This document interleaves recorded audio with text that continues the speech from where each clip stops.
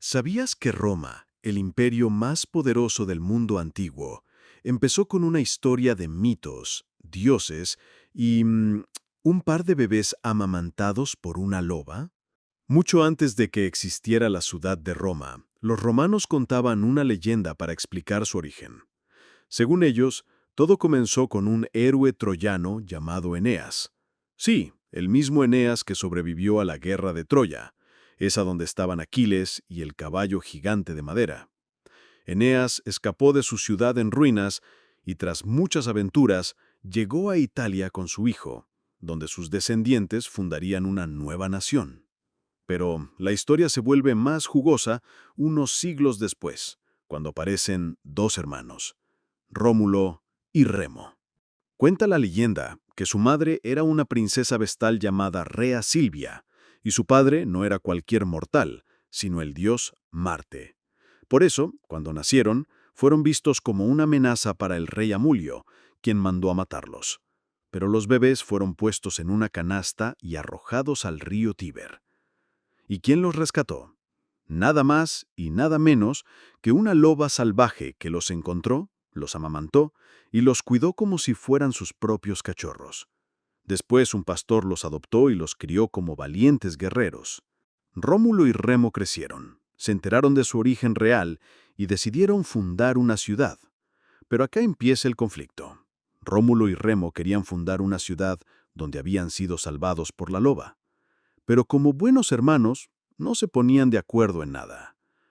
«Deseo que la ciudad se construya en esta colina», decía Rómulo, señalando el Palatino.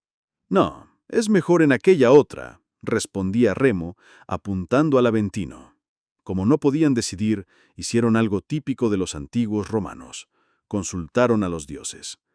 Miraron el cielo para ver un signo, lo que ellos llamaban un augurio. El que viera más aves volando sería el elegido por los dioses. Remo vio 6 aves primero, pero después Rómulo vio 12. Ambos creyeron haber ganado y la pelea se volvió seria. Rómulo, decidido a fundar su ciudad en el Palatino, marcó los límites con una zanja. Eso era sagrado. Quien la cruzara desafiaba a los dioses. ¿Y qué hizo Remo?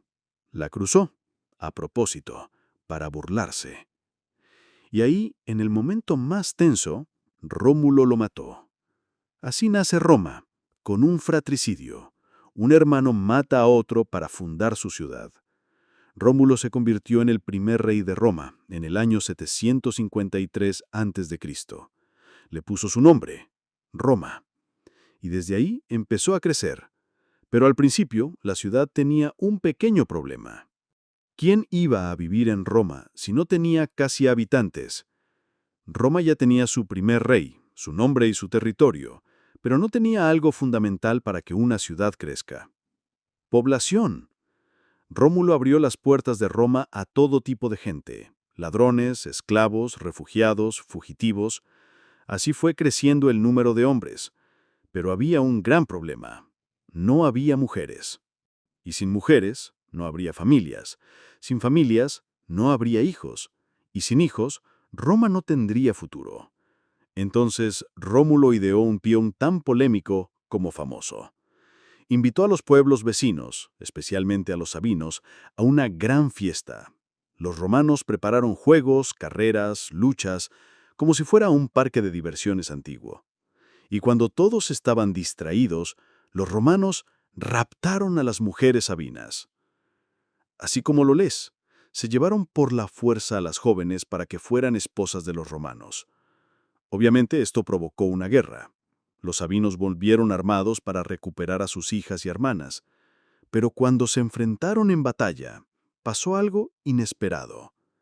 Las propias mujeres sabinas se interpusieron entre los ejércitos con sus bebés en brazos y dijeron: «Basta, ya no somos solo sabinas, también somos esposas romanas y madres de hijos romanos». Dato curioso. Gracias a ese gesto se firmó la paz y los sabinos se unieron a Roma.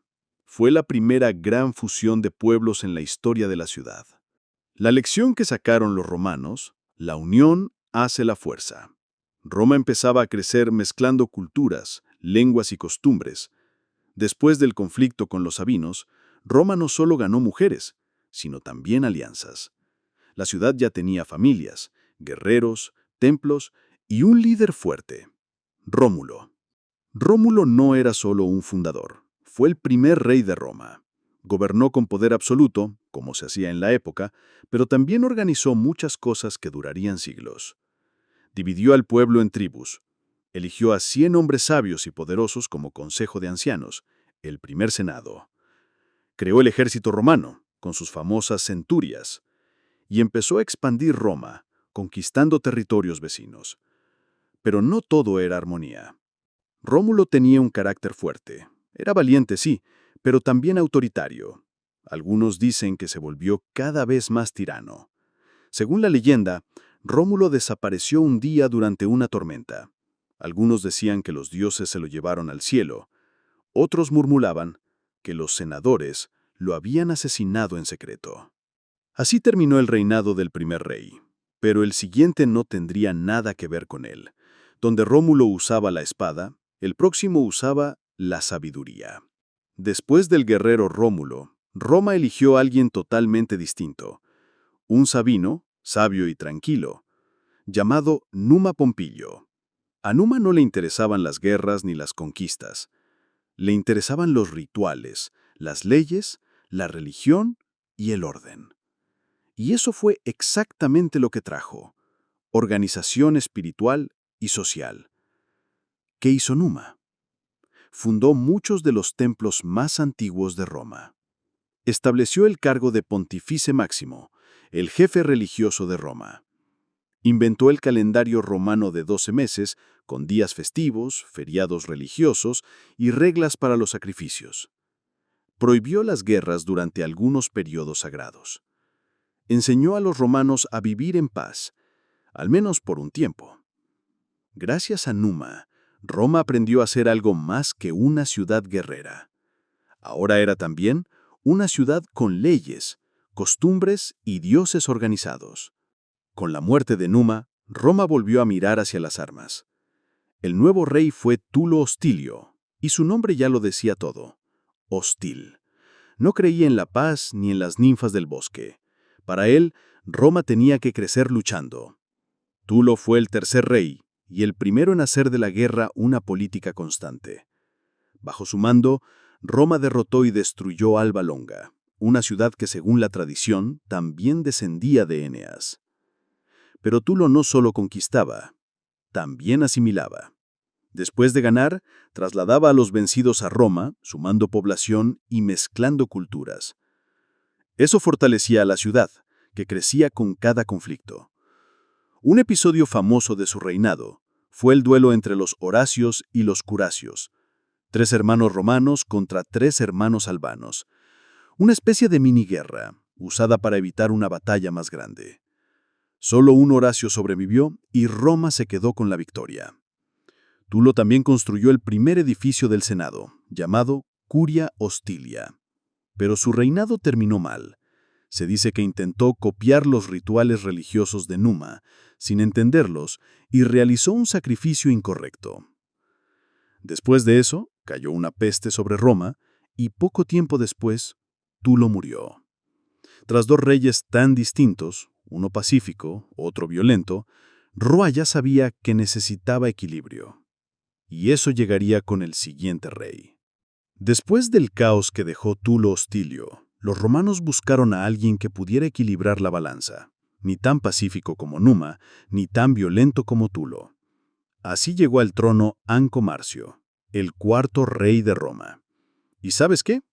Era nieto de Numa Pompilio, pero también era hábil en la guerra. Anco Marcio entendía que Roma necesitaba defenderse y crecer, pero también respetar los ritos y las tradiciones. Por eso, fue el primero en combinar seriamente la religión y la política militar. Antes de iniciar una guerra, Anco hacía rituales para pedir permiso a los dioses. Incluso creó un grupo especial de sacerdotes para ese fin, los feciales, encargados de declarar la guerra de forma sagrada. Durante su reinado, amplió el territorio romano, conquistando ciudades latinas, pero no solo se trató de conquistar. A todos los vencidos los llevó a Roma y les dio tierra, integrándolos a la ciudad. También fundó el primer puerto de Roma, llamado Ostia, sobre la desembocadura del río Tíber. Eso le dio a Roma acceso directo al mar y al comercio. Y no solo eso, mandó a construir el primer puente de madera sobre el Tíber, el Pons Sublicius. Uniendo ambas orillas, la ciudad creció más rápido. Cuando murió Anco Marcio, Roma ya era una ciudad poderosa, religiosa, con ejército, templos y puerto. Hasta ahora, todos los reyes de Roma habían sido locales, romanos o sabinos, pero el quinto rey rompió esa tradición. Se llamaba Lucio Tarquinio Prisco y era etrusco.